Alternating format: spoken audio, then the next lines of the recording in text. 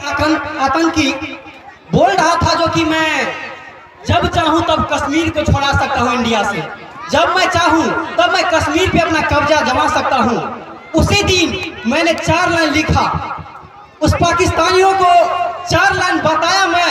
जो आप लोगों को अच्छा लगे तो ताली बता के बताइएगा, ताली बजा के बताइएगा कि ऐ पाक तेरी हर हरकत का मुंह तोड़ जवाब अब हम देंगे, वर्षों से धधकती ज्वाला को सोलों में बदल हम देंगे।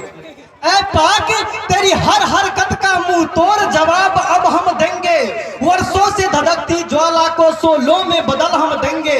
अरे तरफ उठी बंदूकें दुश्मन का लहू बहाने को, अरे तरफ उठी बंदूकें दुश्मन का लहू बहाने को, वर्षों में आया है मौका गीदड़ को सबक सिखाने को, वर्षों में आया है मौका गीदड़ को सबक सिखाने को।